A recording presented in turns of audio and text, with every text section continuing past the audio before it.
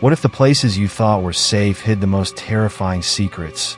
Places you walk through every day without a second thought, only to find out they hold something far darker than you ever imagined.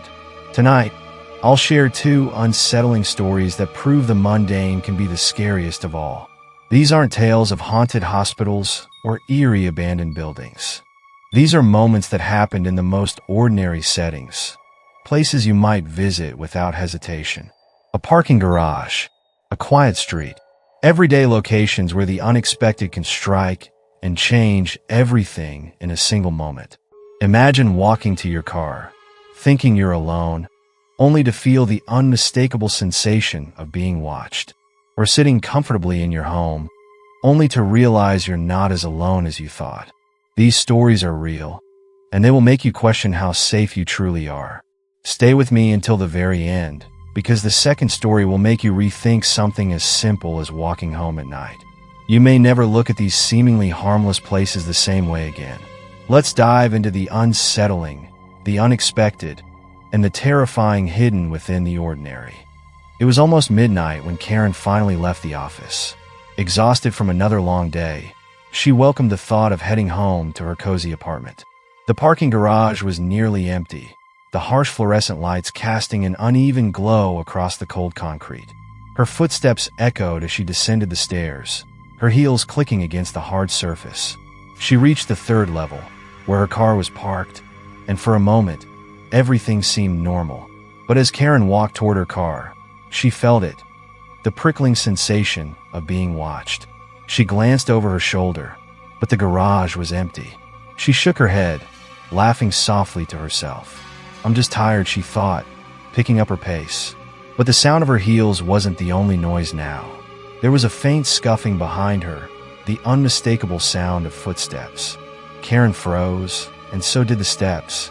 She turned sharply, her heart racing, but saw nothing. The rows of parked cars and empty spaces stared back at her in eerie silence. She started walking again, this time faster, her keys clutched tightly in her hand. The footsteps resumed, matching her pace, then stopped again when she did. Her breath quickened as her mind raced through possibilities. Was someone following her? Was she imagining things? Karen's car was just a few rows ahead, and she focused on getting to it as quickly as possible. As she passed a black sedan, she noticed something strange. Its lights were off, but it wasn't parked where she had seen it earlier. She had walked by that exact row on her way in, and the sedan hadn't been there. She quickened her pace, glancing nervously at the car. Its windows were dark, and she couldn't make out if anyone was inside. Her heart was pounding now, the echoes of her footsteps mingling with the lingering silence. She could feel the weight of the shadows around her, as if the walls themselves were closing in. She glanced over her shoulder again, and for a fleeting moment, she thought she saw movement near the far end of the garage. A figure, perhaps, slipping into the shadows. When Karen reached her car, she fumbled with her keys, her hands trembling. She pressed the button to unlock the doors, and the headlights blinked once. But something wasn't right. The driver's side door was already unlocked. She was certain she had locked it earlier. She always did. Her pulse raced as she hesitated, her mind screaming at her to run, but she needed to get inside. "You're being paranoid," she told herself, though the unease in her chest was almost suffocating. She opened the door slowly, peering inside. The car appeared empty, but something felt wrong. The air was heavier, almost suffocating, and there was a faint smell she couldn't place. Karen slid into the driver's seat and locked the doors, her hands shaking as she started the engine. The car roared to life, and for a moment, she felt a surge of relief. But then she saw it. In the rearview mirror, something moved. It was subtle, almost imperceptible, but it was there, a shadow shifting in the back seat. Karen's blood ran cold as she realized she wasn't alone. She didn't dare turn around, her eyes locked on the mirror. The shadow moved again, and this time, she could see the outline of a figure crouched low, almost blending into the darkness. Panic surged through her, and without thinking, she threw the car into reverse and slammed on the gas. The tires screeched as the car shot backward, the force throwing her back into her seat. She swung the wheel around, her only thought to escape. The figure in the back seat didn't move, didn't try to stop her. But as she sped toward the exit, she thought she heard a faint, low laugh, soft and chilling, like it wasn't meant for her ears. Karen didn't stop driving until she reached the well-lit safety of her apartment complex. She parked under a streetlight and jumped out of the car, her eyes darting to the back seat. It was empty. No shadows, no figure, nothing. She opened the door and checked thoroughly, her hands shaking with adrenaline.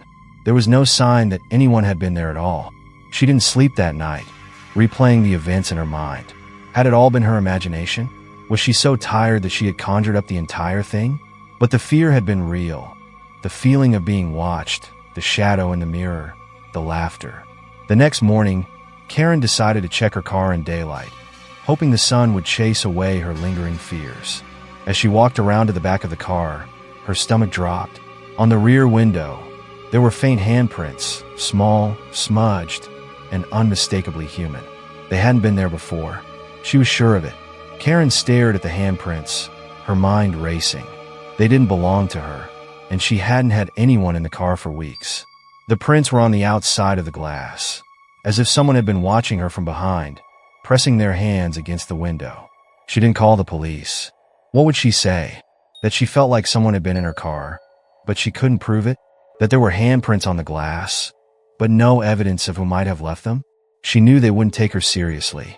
For weeks, Karen avoided parking garages, choosing instead to park on the street or in well-lit areas. But the fear stayed with her. Every time she got into her car, she checked the back seat, locking the doors as quickly as possible. She started carrying a small can of pepper spray in her purse, and her keys were always ready in her hand. She never found out who or what had been in the car that night, but the handprints remained in her memory, a chilling reminder that sometimes the most terrifying things don't come from haunted houses or dark forests. Sometimes they come from the places you least expect, where the shadows are just a little too deep and the silence is a little too heavy. And sometimes they're closer than you realize. These stories remind us that horror doesn't just live in dark forests or abandoned asylums. It can find us in the most ordinary places.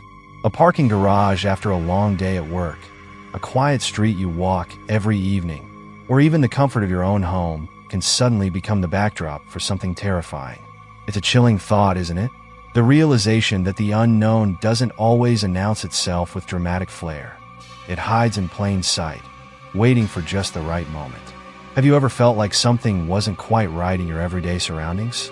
Maybe it was a shadow that didn't belong, a sound that had no source, or the overwhelming sense of being watched when no one was there. Perhaps you brushed it off, told yourself it was nothing.